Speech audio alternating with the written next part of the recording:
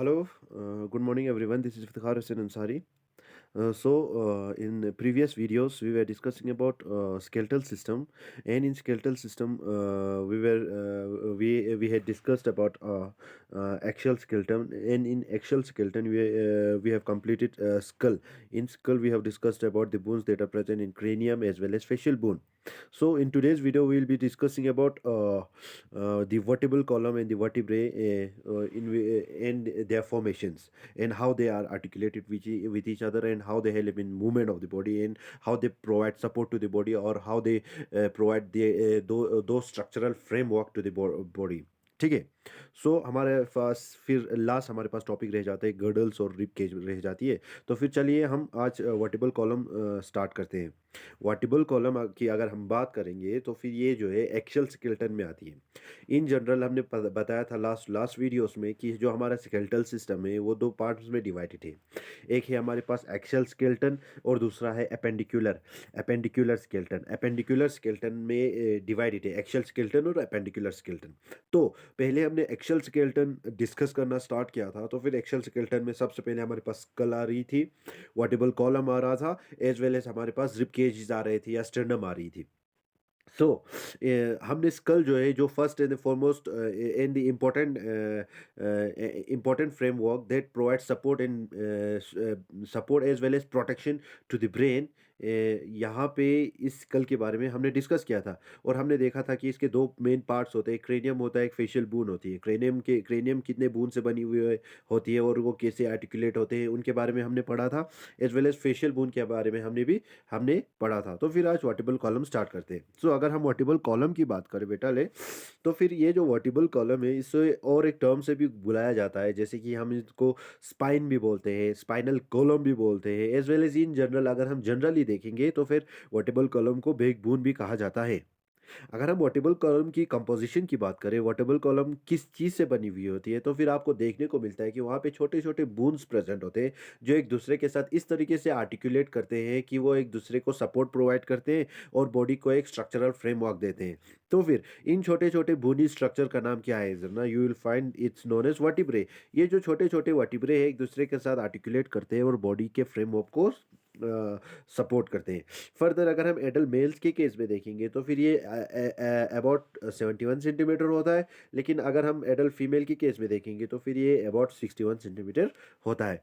अगर हम वर्टिब्रे की बात करें कितने नंबर्स में प्रेजेंट होते हैं, तो फिर यहाँ पे दो केस है हमारे पास. एक वो वर्टिब्रे जो हमारे अर्ली चाइल्डहुड में, अर्ली जब बच्चा पैदा होता है, जस्ट इन्फेंट होता है, तो फिर उस टाइम में कितने होते हैं बूंस, और उसके बाद जब बच्चा एडल्ट हो जाता है तो फिर वहाँ पे बूंस कितने रह जाते हैं. तो फिर यहाँ पे आपको जनरली पता है कि जब बच्चा छोटा होता है तो फिर वहाँ पे बूंस के आर्टिकुलेशन इतना ज़्यादा नहीं होता है, तो फिर बूंस अलग होते हैं, तो फिर नंबर ऑफ बूंस ज़्यादा हो जाते हैं. लेकिन जब यही बच्चा जब एडल्टहुड में चला जाता है तो फिर कुछ बूंस होते हैं जिनका आर्टिकुलेशन नहीं होता है, वो फ्यूज होना स्टार्ट होते हैं, एक दूसरे के साथ फ्यूज होते हैं, तो फिर वो दो तीन बूंद जो है एक ही बूंद बन जाते हैं. तो फिर यहाँ पे नंबर ऑफ बूंद कम होते जाता है.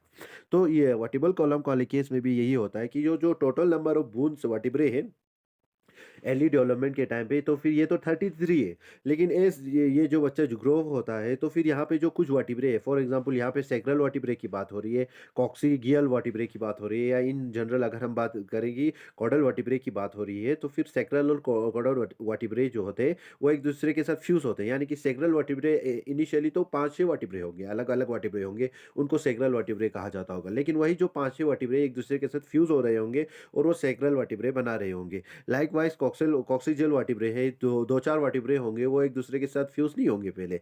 लेकिन जनरली जब ये बच्चा ग्रोथ करता है, एडल्टहुड की तरफ पहुंचता है, तो फिर ये जो वर्टिब्रे एक दूसरे के साथ फ्यूज कर जाते हैं, तो फिर यहाँ पे कॉक्सिजियल वर्टिब्रे बनती है. सो एडल्ट के केस में हमें देखने को मिल रहा है 26. With respect to this early development यहाँ पे 33 था, अर्ली चाइल्डहुड के टाइम पे यहाँ पे 33 था.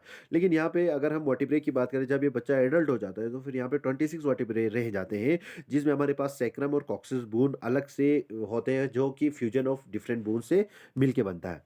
फर्दर अगर हम वर्टिबल कॉलम की रीजन्स की बात करें, हमने ये इतना तो पता कर लिया कि यहाँ पे हमारे वर्टिबल कॉलम में 26 वर्टिब्रेज प्रेजेंट होती हैं. तो फिर अभी हम डिस्कस करेंगे कि ये किस किस डिफरेंट श्रेणी में डिवाइडेड है, यानी कि कहाँ कहाँ प्रेजेंट होती है. सबसे पहले हमारे पास 7 सर्विकल वर्टिब्रे होते हैं। ये जो सर्विकल वर्टिब्रे होते हैं, ये 7 इन नंबर होते हैं।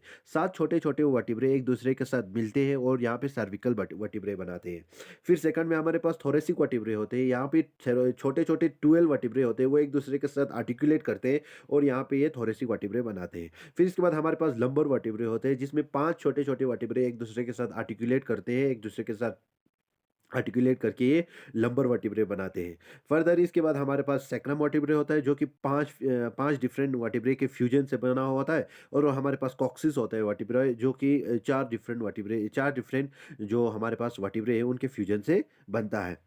तो अगर हम बात करेंगे सर्विकल वर्टिब्रे की, तो फिर ये जो सर्विकल वर्टिब्रे है हमारे नेक रीजन में प्रेजेंट होता है और नेक को सपोर्ट करने में मदद करता है। थोरेसिक वर्टिब्रे हमारे रिब केजेस के साथ आर्टिकुलेट करने में मदद करता है। फर्दर हमारे पास अगर हम लंबर वर्टिब्रे की बात करें, तो फिर है हमारे बैक साइड को सपोर्ट प्रोवाइड करता है, यानी कि एब्डोमिनल कैविटी के बैक साइड को सपोर्ट करने में मदद करता है। फिर हमारे पास सैक्रम और जो कॉक्सिस है वो हमारे जो पेल्विक गर्डल है उसके साथ आर्टिकुलेट करने में मदद करता है, एज वेल एज हमारे बॉडी के एंड पार्ट को सपोर्ट करने में मदद करता है। सो अगर हम सर्विकल वर्टिब्रे की बात करें या थोरेसिक वर्टिब्रे की बात करें या लंबर वर्टिब्रे की बात करें, हम स्टेप वाइज में जा रहे हैं बेटा ले। तो फिर हम देखेंगे कि हमने बताया कि कुछ सर्विकल वर्टिब्रे होते हैं, 7 इन नंबर होते हैं। थोरेसिक वर्टिब्रे होते हैं जो 12 इन नंबर होते हैं। लंबर वर्टिब्रे होते हैं जो कि हमने बताया था 5 इन नंबर होता है। तो फिर ये जो 3 वर्टिब्रे हैं, डिफरेंट वर्टिब्रे से, ये मूवेबल है। क्यों? क्योंकि ये वर्टिब्रे जो है एक दूसरे के साथ आर्टिकुलेट करके हुए हैं और यहाँ पे फ्यूजन नहीं है बोन्स का। लेकिन जो सैक्रम वर्टिब्रे या कॉक्सिस वर्टिब्रे है, ये जो है फ्यूजन से बना हुआ है, तो फिर यहाँ पे मूवमेंट नहीं देखने को मिलता है, इमूवेबल होता है हमारे पास सैक्रम और कॉक्सिस वर्टिब्रे। फर्दर अगर हम एडजेसेंट वर्टिब्रे की बात करें, तो फिर क्या होता है कि एक दूसरे तो फिर अगर हम एडजेसेंट वर्टिब्रे की बात करें, तो फिर अगर हम सर्विकल वर्टिब्रे से जाते-जाते लास्ट में अगर हम सैक्रम वर्टिब्रे तक जाएँगे, तो फिर इनके बीच में जो छोटे-छोटे वर्टिब्रे हैं, इनके बीच में इंटरवर्टिब्रल डिस्क्स भी प्रेज़ेंट होते हैं, लो जो कि इनको सपोर्ट प्रोवाइड करता है, एक वर्टिब्रे को दूसरे वर्टिब्रे के साथ कनेक्ट करने में। फर्दर अगर हम देखेंगे स्ट्रक्चरली, तो फिर स्ट्रक्चरली आपको इसमें देखने को मिलता है हमारे पास 7 सर्विकल वर्टिब्रे हैं, फिर हमारे पास 12 थोरेसिक वर्टिब्रे हैं और 5 लंबर वर्टिब्रे हैं। और ये जो वर्टिब्रे है बॉडी के जो किन-किन पोज़ीशंस को सपोर्ट करने में मदद करता है, तो फिर देखने को मिल रहा है कि ये नेक रीजन को सपोर्ट करने में मदद कर रहा है, ये थोरेसिक रीजन आपके रिब केजेस को सपोर्ट करने में मदद कर रहा है, ये आपके लुम्बर वर्टिब्रेस अगर हम इनकी बात करेंगे, तो फिर ये एब्डोमिनल कैविटी को, यानी कि एब्डोमिनल सेक्शन के बैक पोर्शन को सपोर्ट करने में मदद करता है, एज़ वेल एज़ ये जो सैक्रम है, यहाँ यहाँ पे जो आपके pelvic cavity sorry pelvic girdles present होते हैं, वहाँ उसके साथ आर्टिकुलेट करने में आपके ये सैक्रम मदद करते हैं, एज़ वेल एज़ कॉक्सिस जो है आपके एंड पॉइंट को, यानी कि सबसे लास्ट पोर्शन को, एब्डोमिनल कैविटी को, उसको सपोर्ट करने में मदद करता है। अगर हम जनरल स्ट्रक्चर की बात करें, तो फिर